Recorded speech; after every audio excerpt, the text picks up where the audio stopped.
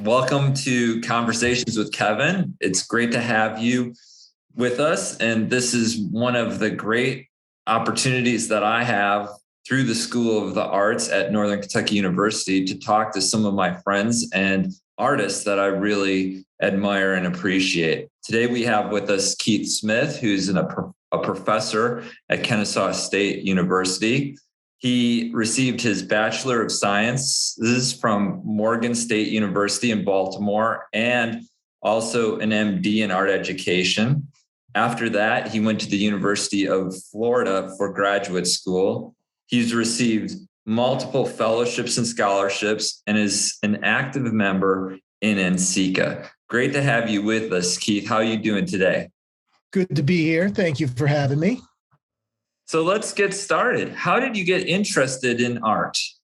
I always, you start out as a kid drawing and scribbling and, all that. And I just never stopped. I loved it from the very beginning. I don't think I took it seriously until high school. Somebody, when I was pretty young, was like, artists don't make any money till they die. So somewhere around 7th grade, when we were doing like contour line drawings, I'm like, this sucks. I'm not doing this, But, in high school, I actually had a really great teacher that, she's like, everything's art. She's like, even the architecture that's around you, the buildings, everything in the buildings, the walls, the things on the walls. She's like, it's all done by designers and artists and architects. She's like, it's all creatives that everything that you touch is pretty much something that's in the arts. And she's like, that's just, you can make money doing it. So yeah. She was a big influence. And that's really maybe when I took it more seriously. But also I was just sort of leaning in that direction anyway. Like, I'd go into ceramics class and I'd have a break during a study hall or lunchtime or whatever, and I'd still be in ceramics, just working away. Mm-hmm. Supposed to be in another class sometimes, and my teacher would be like, "Aren't you?" I'm like, "No, it's a study hall. I'm just, But yeah, I did. I enjoyed it even then, and when I went on to college, I kept at it and stayed in the arts. Really enjoyed it. When did you think ceramics was your thing? You said you started by drawing, but when did you find that ceramics had a pull on your soul? We only had, at my school, we didn't really have a ceramics. There's a local ceramics called Baltimore Clay Works. And they basically would have an artist from Baltimore Clay Works, could be somebody from around the world. Like these, they have these world-class artists that do residencies there, would do teach a class at our school. So it was kind of random. We didn't really have a ceramics instructor, but they had these instructors that would come in from Baltimore Clay Works that were really good. And that was, I did, and not that I was completely committed to clay, but, I did stone, I did wood, but ceramics was really, it's a great material because it can kind of do anything. It mimics anything. It was super challenging.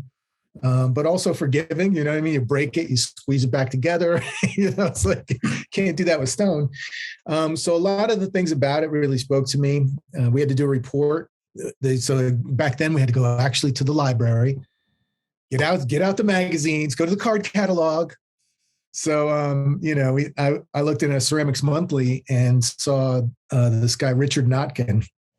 He does sort of like really intricate teapots and, the social political stuff, really cool. And it just blew me away. Like his stuff blew me away. Like I didn't realize they're doing this, it was super impressive and a good introduction to what is in the field, in ceramics. It is impressive. Like there's things that people that are doing that are, you've got figurative people, you've got people that are doing functional work that's like sort of way off on the far end of functional.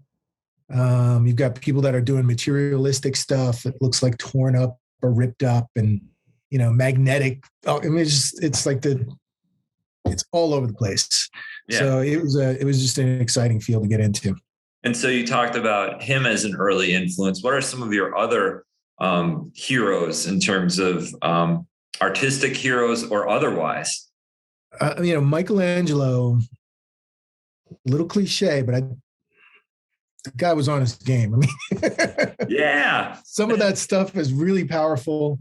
Mm-hmm. And, I've always loved it. I've always loved his work.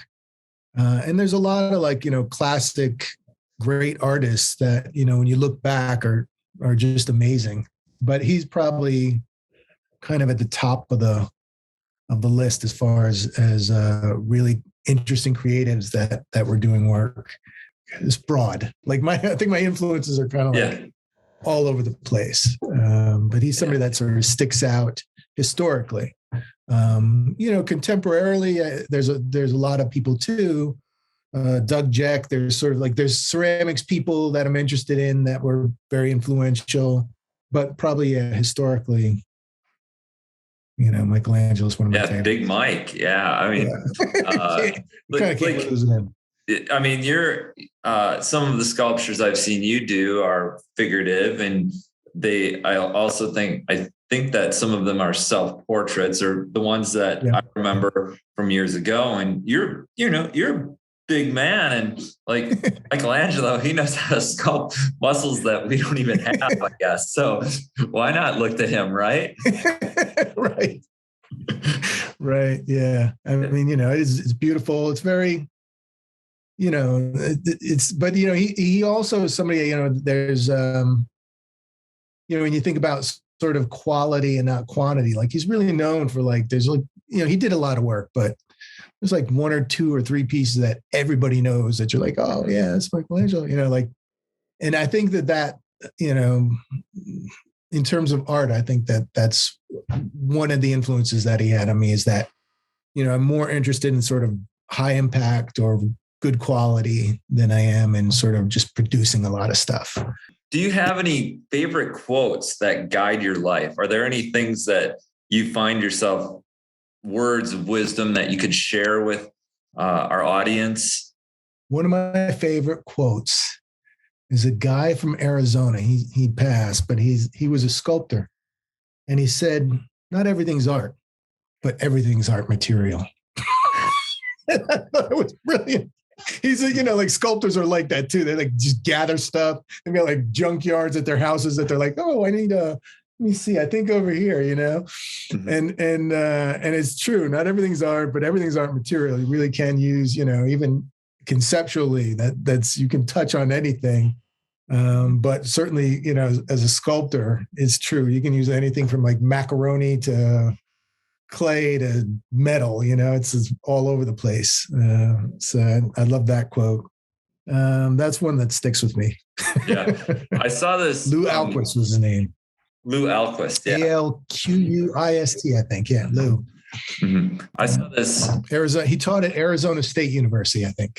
Okay. And I saw this documentary on the architect, Frank Gehry, and he's got some of his sort of assistants and stuff. And he's just grabbing stuff. And he's like, he's got like a styrofoam cup, and then he's got like other stuff and like a piece of paper. And he's like, just configuring these things. And he's like, we can make this out of this. And like the thing on his table, it's like, holy macro. It's just a bunch of like scraps of things. And if you've ever seen a Frank Gehry building, like they become all sorts of materials all put together. But like, it was just this little, I think it was William Herzog documentary on Frank Gehry. And he's just like taking his coffee cup that he just had, he flips it over, and he's like moving all this stuff on his desk. And he's like, we're going to build a building like this. And it's just like, yeah, he has the vision. Mm-hmm. Yeah. Is that his Elmer's glue and a little tape? Yeah. What would you like people to know about your art or what you do for the world? When you make art, it doesn't have to be, even though I deal in realism, like I do figurative stuff and things like that, they're sort of surreal. You know what I mean? Like very often it'll be like something small with something large, like a human that's really big and a human that's really small. And then, there's sort of odd things going on in it. And to me, it's sort of like art can be sort of like dream imagery and dream interpretation, where it's just sort of free flowing. I think of poetry that way too, that it's sort of a jumble of words that when they're together create a picture, and hopefully that picture is something that resounds with, the person looking at it. And that's really, that's what I hope for my art, is that, they see it, and it's not necessarily like, to me, dream imagery is interesting because it's a little off. It's a little bizarre. It's not predictable, right? Yeah. So I hope that the things that I make are not super predictable, and that people sort of look at them and take a minute to contemplate and think about, they're open to their own interpretation. I'm usually attacking maybe something specific, but it's really just the visual interests. And, I think artists are good at sort of capturing moments. I think that's the important part. I look at your paintings and it's like, there's a time of day, you can see the light bouncing off the water, and it's like, it's a moment in time. And, when I look at it, it takes me to that moment. And the interesting thing that I like to put into my work is like, it's almost a nonsensical moment. There's a moment where something's happening, hopefully, but it usually is like surreal, like I like surreal work that's not necessarily quickly explainable. So that you're sort of trapped almost like as a voyeur in someone's dream, Yeah. like, what's going on here? Right. Well, so that's what am I looking at? And I hope what's going to happen? You might not fully understand the narrative, but you have some inklings as to what might happen. But since you've frozen the moment for the viewer, all they can do is interpret and kind of give their best guess as to what might happen. But they never know if it's going to happen. It's like frozen time. Mm-hmm. Yes. And I tell my students, like, it's not so much that, when it comes to concept, there's sort of at one point in time, like this really big push towards concept. Our school's still in NASAD, sort of accreditation. There's a push towards concept. And I think that, people don't necessarily start thinking in concepts. Like they don't like, I have this idea and I want to express myself about it and da-da-da. Lots of times artists are visual. So we sort of see these things that are in our minds and are sort of trying to get out of us, and we start to make it. But I think at that point, if you think about it, what can you do with that story? You know what I mean? It's almost like improv. Like now you're here and you're sort of attacking something. Where are you going with it? And I think that's where concept comes in. And, you can be really creative with it. And I think if you have sort of a sort of set concept, or the finer your story is, then the more depth it'll have and the more meaning it has. It controls the whole narrative. So, the color, the tone of it, everything should be sort of piled up in layers, hopefully. And, I think concept's a sort of important part of making art. Let's take a look at your work, and we can talk about it. So do you want to talk to us about this particular sculpture, how big it is and what you were thinking when you made it? Sure. Yeah. So that one is probably about 5 feet high, 5 something. It's pretty large scale. So it's like kind of like almost human scale, right? Like a person would take up that sort of space.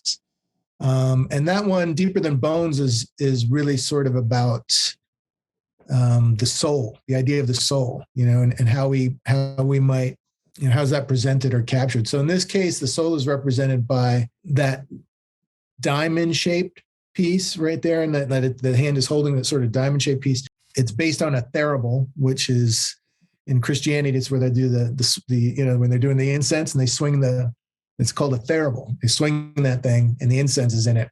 And it basically has a top on it with a chain. You pull a chain at the top and it pulls up on it and it opens up, and you put the incense in, and then you lower the chain, it closes.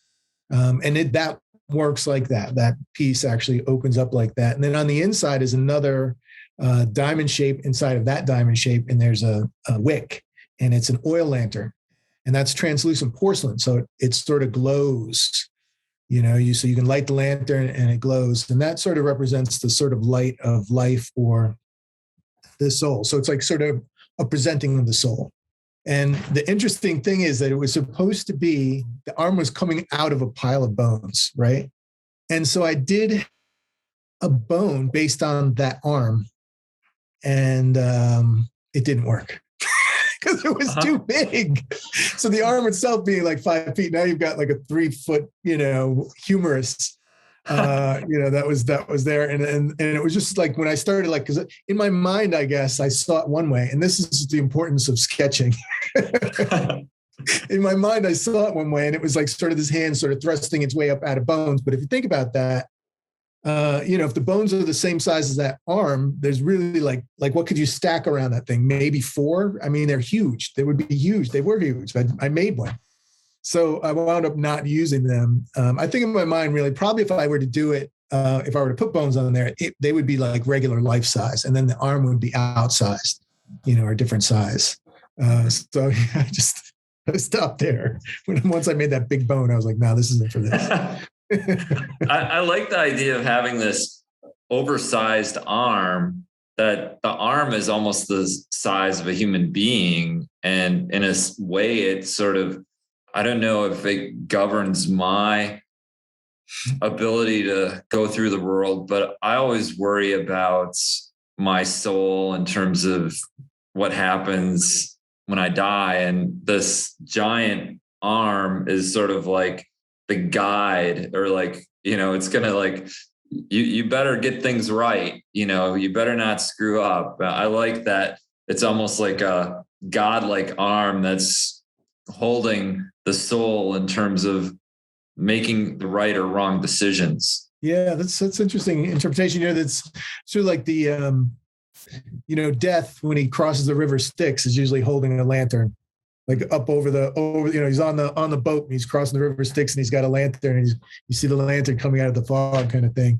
So I guess that's I didn't even think of it that way, but certainly there's that interpretation. We'll talk about this one. It looks like your John Henry one. Yes. So that one and the last one are actually the same exact thing, but it is from a mold. So what I started doing, the problem a lot of times with artists, you spend a long time sort of making something, and then you put it in a gallery and you sell it and it's gone, and that's it. So. And you can do additions but it's usually hard to sort of do the same thing over again. But I actually, because I do foundry as well as ceramics, I do a lot of molding and casting and that sort of thing. And so I started making my figures in clay and then making a mold of it. And then the original I can actually toss out, and then I can just press mold into that. I can press mold clay into that mold to make another one. So I can make multiple versions of the clay, or I can change it to something else. So I could pour resin in it and put powder with it, bronze powder, or I can pour wax into it and then take the wax and do a melt out mold with that, and where you melt the wax out and then you can pour bronze into it. So the first one and the last one are the same exact one, but the first one is ceramic and the last one is bronze. So the bronze is, I don't know. I think I like the bronze better in this case, but and I probably because of the natural finish. With ceramic, sometimes you can get exactly what you want with glaze, and glaze can do things that other things can't do surface wise. It's a pretty incredible medium. But I really couldn't get what I wanted out of the ceramic one, so I did mostly paint on that, which you can do as well. Which is nice because you can control it. And sometimes you do a little bit of both. You let some ceramic show and do a little bit of paint. But with the bronze, it's sort of like the natural bronze material. And I did a liver of sulfur patina on it. And then I did another patina for the overalls. And I love the surface. The surface came out, just the way I would have hoped, or better than would have hoped. But yeah, the John Henry piece, that's really kind of, if you're familiar with the story, it's this sort of like legendary African American railroad worker that challenges the locomotive, right? Yeah, he challenges the locomotive, right, to a race. Yeah, I learned about him in, I think, 5th or 6th grade, and it's one of my favorite stories. And anytime I'm doing physical labor that I could have some sort of machine, like say I'm cutting wood, but I don't have a saw, I think of John Henry or type of old school, right, like that. Could you tell us why you picked John Henry and what you think of him as as the story? Well, interestingly, the last one when we talk about the soul and mortality, it kind of comes up again. It's sort of the idea of mortality and also his, of course, John Henry's not a real person; it's a legend. But the story is that he beats the machine and then takes a step or two and then dies. And this is actually his last step, right? So you can see him faltering. His one hammer's already dropped; it's fallen out of his hand. It's hitting the ground, and the other one's on his shoulder, and he's leaning. So it is that moment of dying. It's the very moment that he has made this sort of sacrifice. He's won, but in the process, he's killed himself. He's dying. So there's this sort of strange thing because also he's dying, but he's also immortalizing himself at that very same moment, right? Because he beat the thing and then died doing it. So it's like this weird sort of moment of death and immortality at the same exact time. It's a fascinating moment. I sort of think of it as a metaphor with like Dr. Martin Luther King. He was shot, he was killed. He was fighting against the machine kind of thing, but he became a martyr. He was like sort of immortalized, at the same time. So story-wise, it's a powerful story. It's an interesting story, and that's why I was drawn to doing that. I think you did that really well. Nice job, man. Thank you. And then we'll talk about the surrealist piece that you made here with the dancer. It looks like a ballerina dancer holding up the eyelids of a figure. Could you talk about this one? Yeah. So that one is, it is obviously surreal. And she's got sort of the arms tied to, she's pulling up on the eyelids. In this case, it's sort of like a remake of the odalisque, like there's this sort of, and not that I'm defending that view, but there is the part where, the female in the original odalisque, it's sort of like the female as object, right? That in the male gaze, the idea of sort of the male gaze, that these artists are sort of taking these women and depicting them as a thing or an object. But in this case, it's sort of like the male gaze is drawn by the so-called object, right? So in this case, the female is sort of empowered, right? Her beauty is there's a natural attraction that the male has to the female, and she's the one that's really actually empowered or in control. She's drawing the gaze. So it's a different take on the idea of the male gaze. It's a sort of almost the opposite, that there's the negative connotation of female as object, but also there's the beauty of the female that can be appreciated, right? And the beauty of the male as well, and so, human beings have a natural attraction to each other. And this is sort of speaking to that idea of attraction and the idea that this is a moment of beauty. And she's basically drawing the gaze in this case, as opposed to sort of someone being outside and looking at it. She's the one sort of empowered or controlling the gaze in this instance. Mm-hmm. That's a beautiful piece. And the older I get, the more beauty I see in just people's physical abilities. Like, yes, do that. Like, that's painful to me. As you get a little stiffer down the years, you're like, man, it's amazing what these skateboarders are doing these days. Yeah, exactly.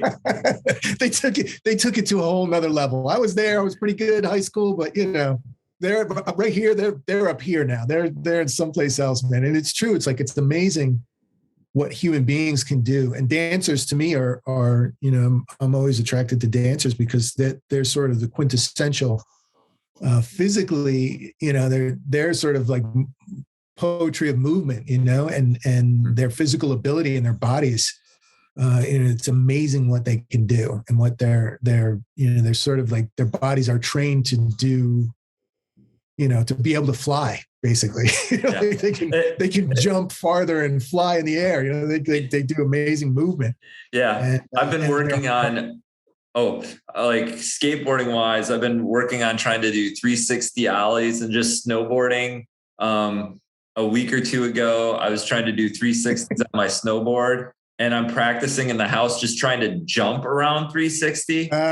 We have that Russian Olympic, she didn't medal, but like I saw her practicing and she's just jumping off the floor and she can spin 4 times just off the floor. I'm like, how do you do that? Like, that's crazy. That's crazy. That's some serious training right there. She's gotten the body right to the point where it can. Yeah, it's amazing. Yeah. And then I want to look at one more of your pieces here. This is, I think that this is a pretty large piece. Yeah, that's called Incarceration. It's probably about it's a little over 2 feet, somewhere between 2 and 3 feet, squared. So it's a large scale piece. It's got to be, at least twice human scale. So, if you say this is the head and then you double it, it's like this big. It's big. And that one this is one where, again, ceramics, sometimes the glaze can do things that, other things can't. In this case, it did.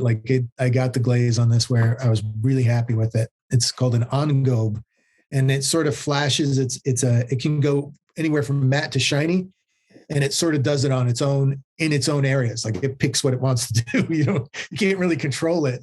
And I got lucky. And the glaze on that came out fantastic. Just sort of like flashed in certain areas, but it was completely dry and matte in some areas, and was a little sort of satiny or wet in other areas. And the texture on it was a rib texture.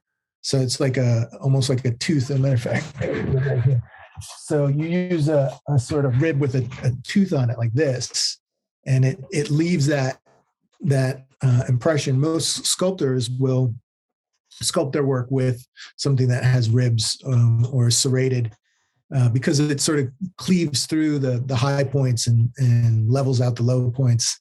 And that's sort of on the way to smoothing something out. And, so it's in a way it's unfinished. Like I never did like at the end finish smoothing, and I left it with the ribs on it. And that texture plus the glaze really work together. But conceptually, it really has to do with the idea of sort of incarceration before the fact, that I think that, and not to make excuses, but circumstances are different for different people. And sometimes I think you can be mentally in a spot where you can be setting yourself up, or you have been set up to sort of fall into the mentality that will actually eventually put you in jail. So this is sort of like the idea of incarceration. And there's also, there's sort of different mental incarcerations that people put themselves through. So it's in one sense, it's incarceration before the fact, the idea that you may mentally be trapped in a space that can put you into the reality that you become incarcerated. But then there's also the idea of mental incarceration, right? That you sort of trapped. Some people are trapped in their minds, which is a difficult thing. And, and everybody can do it to some extent. You overthink something, or you get caught in a thought, and you're like, you can become, incarcerated just in thought. And this, of course, is a metaphor because the bars are going through the face, right? So in a normal scenario, it would be around or outside of, but in this case, it's actually going through the face, and they're positioned like over top of the eyes to sort of say the idea of sort of short-sightedness. you can't see past here. So, it works on a couple different levels, but to me, it was like a sort of monumental topic, right? There's a lot behind that. And so scale wise, I just went, it sort of went monumental in a large scale piece. Yeah. But it's interesting. That one is probably my most printed piece. So like, in terms of like magazines or books or something like that one over time has gotten a lot of play. And I always thought it's because it's square. Uh-huh. It's, probably like the format of it is like almost like it's like a nice square piece. It probably fits on a page well. I almost think like, like the ones that are sort of stringy and long and stuff don't really take up a good solid visual space, Mm-hmm. And I think the squareness of it. So keep that in mind, everybody, if you're making work. you want to fill that, right? Yeah. Make sure squares, as a painter, a square is a really hard format for me to work in. Did you find that when you were building this, did the square, was that different than some of your other pieces where you can kind of expand through space? But then if you're dealing with a square, in a sense, it is like you have to think kind of inside the box. It's interesting you bring that up. It's so true. Like most of my work, particularly because a lot of my work, I like to be dynamic, like a frozen motion. So a lot of them, like the dude is falling or something, I like diagonals. So the arm is on a diagonal. The guys, usually stuff is like the dancers, like, in motion. And a lot of those things need length. They need this sort of distance or stretching that happens when there's motion or movement. You need line in order to get movement, and line doesn't happen in a square. A square is a block. A square is very static. But this also can be employed, and that may be part of its part of the success of the piece. Hopefully, is maybe that it's a very solid thing. You know what I mean? This idea, this is the incarceration, the look, and this sort of, it's a very sort of strong thing, right? Mm-hmm. And the square is like, that's a very strong shape. It's like it's very solid, very still, very strong shape, and it's locked in that. And also the gaze, the bars are in front of the eyes, but it's also that the same gaze as a martyr gaze, right? So like the idea of like a lot of the Jesus crosses pictures, Jesus on the cross, like most of them, the eyes are upcast, like heaven, so it's always like looking up towards heaven. Yeah. And that's that pose. It's like the head tilted back and looking. And actually you see it on the other piece too. John Henry, same thing. His head's tilted back, he's looking up, Mm-hmm. And I guess the dancer. Yeah. Not looking at him like, well, you know what? What's funny is like you repeat yourself, like that dancer, that thing. I'm like, I did it, and then I was like, something? I've done this before. Like I literally did almost the same one in high school, and then I did another one later on, which was bronze, and it's actually that dancer, but it's like a cross with an airplane wing and a harp. And it's a bronze piece, and it's the same thing. You look at it and you're like, wait a second, this is the same thing. Yeah. Sometimes we have a vocabulary that we go to and then we repeat. Yeah, I get that. Right. Can you describe the environment and how you like to work? I think you're showing us some of your studio space, but like, this is the dungeon. You in the mood? I put on my tunes, I light a little incense, and I'm in here. I'm kind of a night worker. Some people have their optimum times. Mine is probably like between 9 p.m. and 2 a.m. That's probably like, And if I'm really in a groove, I'm like, I go to bed at like 5. Like my wife will be getting up and I'll be like going to bed, like that's like if I get in a real, I'm cranking and it's comfortable for me and I enjoy, like I feel, I get in that, you're in the zone, you get in the zone, and most artists will tell you get in there and like, you realize after a while, like, oh my God, I have to go to the bathroom. you've been like trapped for hours in this sort of meditative state, and then you're like, oh wow, you're running like a kid to the bathroom. Oh my gosh. And what kind of music do you like to listen to when you're in the studio? I've been listening to electronic dance a lot lately. So up till 5 working on your stuff. Yeah, I know, right? It's interesting though. A lot of it's very sort of like flowing, mellow kind of background music, and I listen to that. Sometimes I listen to books on tape, that sort of thing, or Audible, that kind of thing. I'll just listen to that while I'm working. But yeah, this is pretty much my dungeon here. That's one of the, I'm working on this. This is another dancer. Oh yeah. That's nice. He's coming little by little. Yeah. Cool. A little closer. And is this your home studio or is this a studio at your university? Yeah, like they're going to give me a studio. Actually, it was funny because when I worked there, I did have a studio. No, yeah, this is my home studio. This is my home dungeon, which is great. It's nice to actually be home and working. This is my tools over here. Oh, cool.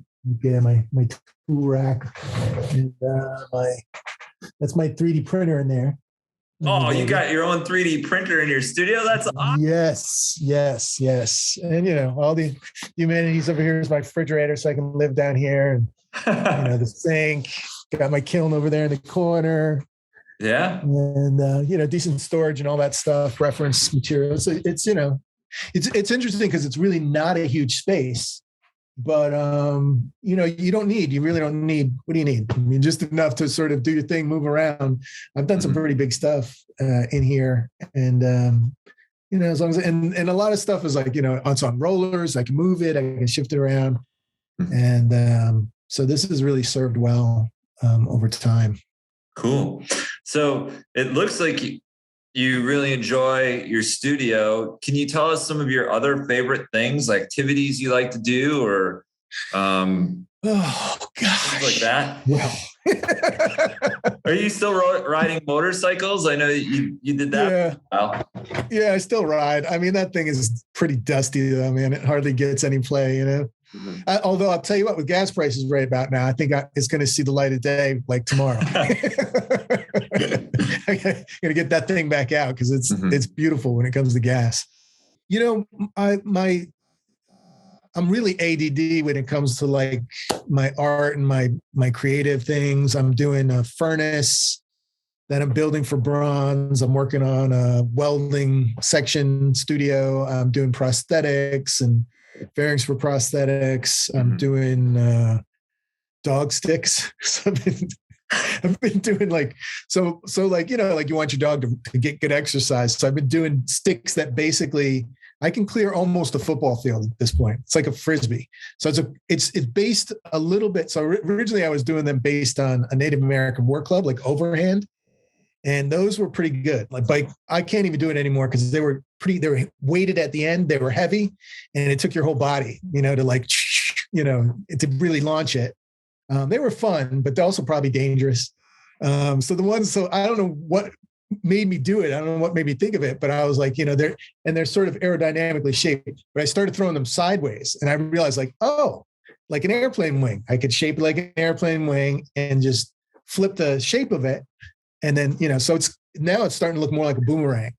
But I can get good distance on it. And it's like, my dog loves it. So she's like, every day she's like at the door, like, come on, stick, let's go stick. Yeah. Hey, yeah.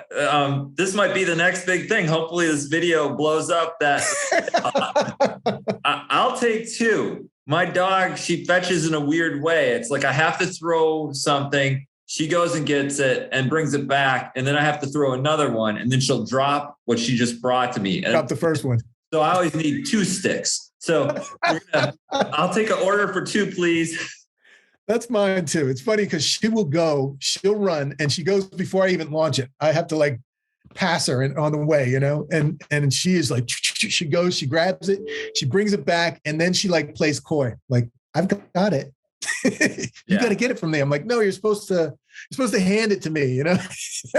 Yeah. That's like our homework dog never failing. learned She will eventually because I do a handoffs. treat. Right. Yep. Cool. Well, that sounds pretty good. And then could you talk about making prosthetics too? Yeah. So with that, I've just been doing, so the liners, a prosthetic basically, you know, the first thing that goes on the residual limb is a silicone liner, which now, you know, we have access to. That's the sort of cool thing about things that are going on, right? 3D printer, that was like maybe $300 or something like that. You can get them for like 200 now. And you could make, like, I could design the whole liner in there, print it out, and then make a mold for it, and then cast it in silicone. You know, it's easy enough to you can just go online and order silicone. It's a part A, a part B. You mix it together, dump it in, and so you know I can make my own liners.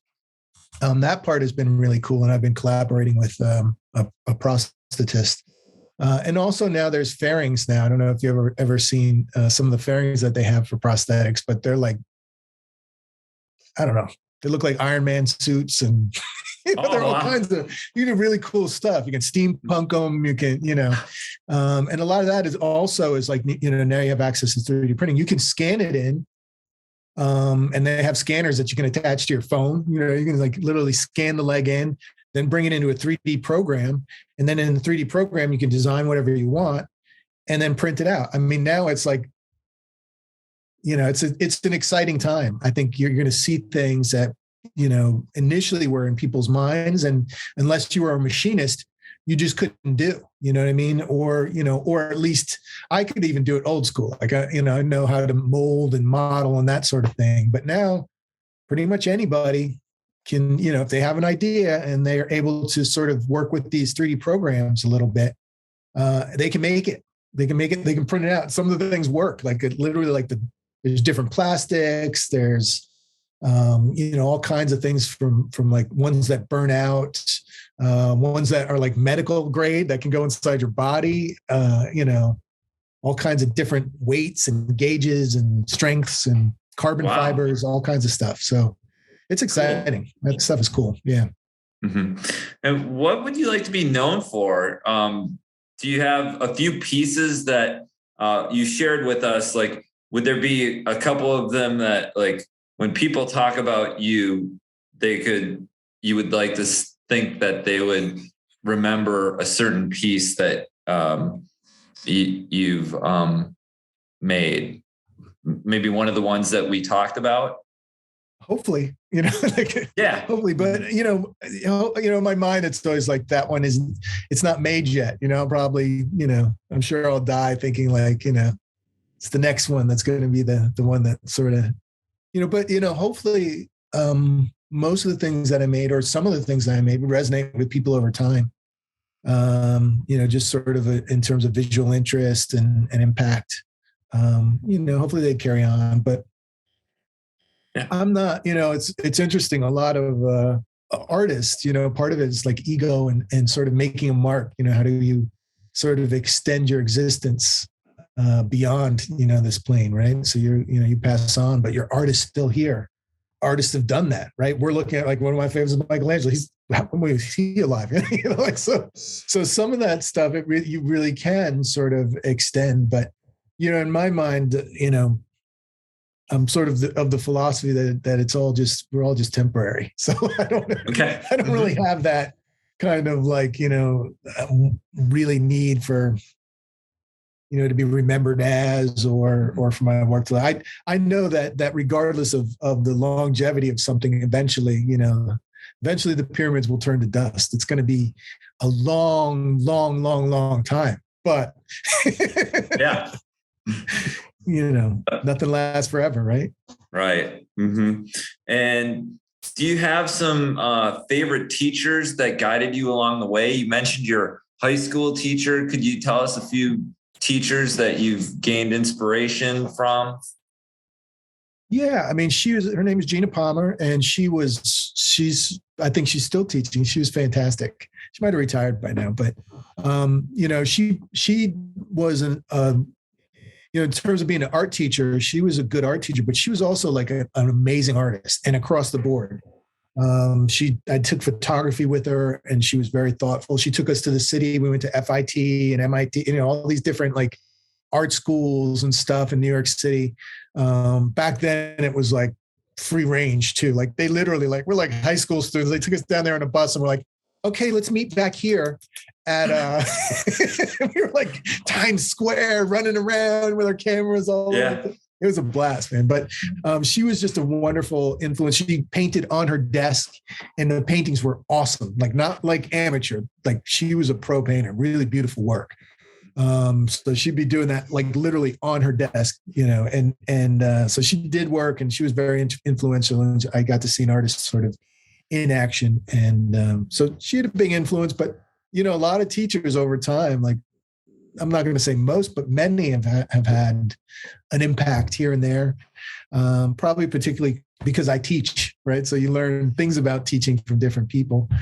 I had a math teacher, Lumia, that I hated math. I just had no interest. I have to use it all the time now, unfortunately, but, and somehow I know it, like somehow it does work, but it was like, it's horrible. I remember these equations and that he'd be like, okay, pi over 2 squared times 3, Keith, you got it.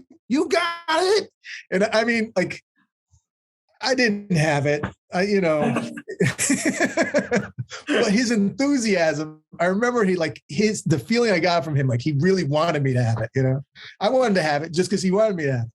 So, just like, for him, I learned like, enthusiasm and love of what you're doing, it shows. Like students pick that up. And I think they realize when you really are enjoying what you're doing. And sometimes I enjoy what they're doing almost as much. At least as much as I enjoy what I do when I'm doing my stuff. I get caught up in their ideas and how they're making it. And when they drive it home, I mean, you're like, yes. Yeah. Mm-hmm. You're excited for your students. So, there's been teachers over time that have just little things here and there. I remember, when I was up there, Stephen Fink, one of the things I learned from him was, interestingly, not that my other instructors were like know-it-alls, but they just didn't run into a lot of things that were in question. In ceramics and 20 years of experience, there aren't many questions you're going to get hit with that you're like, I'm not sure. But sculpture is different. It's like the materials, it could be anything. Somebody could be working with oatmeal and you'd be like, I've never worked with oatmeal. I don't know. And I remember students saying to him at the time, I'm not sure about this. And I remember him pausing and I was kind of waiting for the answer. And he paused and he's like, I have no idea, but, but, let's look it up. I'll do a little research. You do a little research. Let's talk about it. We'll get back and we'll look at it. We'll figure it out, but that was like, to me, I think, and I guess I wasn't, in the situation where I was teaching and I'd been locked out of like really knowing anything, but that moment sort of freed me to realize that, what, if you don't know, you don't know. You don't have to, as a teacher, you don't have to know everything, right? That's not the point. It's like, everything. If you don't know, you don't know. You can't just like make stuff up. So that was very liberating, seeing him. And again, not that my other teachers were just, acting like they were all knowing. They just never in front of me ran into something where they didn't know. Everybody always knew. Teachers always knew, Mm-hmm. And it was nice to see somebody be like, yeah, I'm the head guy. I'm the teacher, but I got no clue. Right. And, right, and I mean, that's part of the reason why a liberal arts degree is so important, especially it teaches you how to think. You're not going to know all the answers to all the questions. And so right. Hopefully many times in your life, you're going to be confronted with, I don't know. So then you got to go figure it out. Got to figure it out. Yeah. Mm-hmm. And I mean, sculpture is that's like 90% of sculpture. It's like problems. It's making tools to make the thing you're making. It's like, there's just, that's the whole thing. And that is, it's a life skill, that I think plays out. And we've had, I've had students that have graduated and gone on and worked in film industry and stuff like that. And I know that they're, oh God, how are we going to make that work? How's it going to, how do we, I know that they learn. They're troubleshooters. That's part of what we do. So, that's the artistic mind, right? The creativity, the ability to sort of see something and not be stopped by it to figure it out. Any shout outs that you want to give to any people that have helped you along the way, or people that you're constantly checking in with, or people that are supporting your vision? Well, I haven't seen Anna and Steven in forever. So if you ever see them, just tell them I said hi. They were wonderful. I mean, there's so many people that have been just wonderful influence. At graduate school, the professors there, one was Linda Arbuckle, and one was Nan Smith. They both are retired now. They moved on, but they were very influential and really helped launch my career and my interest in what I was doing. So yeah, I mean, that's I could go on and on and on, but that's sort of off the top of my head. Cool, man. It's been so good seeing you. I haven't seen you in a long time, since we jumped out of a plane together. Yes. I said, I got to get that video, man. I've lost it. I forget what happened to it. Yeah, that was a good time. That's got it on some hard drive somewhere. Yeah. And then my filming, like, I didn't know how to use the photographers. I shouldn't put air quotes on it, but like, he's like, I'm all thinking whatever about, okay, I gotta get this shot right. We're jumping out of a plane. And then he's like, here, just use the camera. And so I'm recording, but I'm recording it up.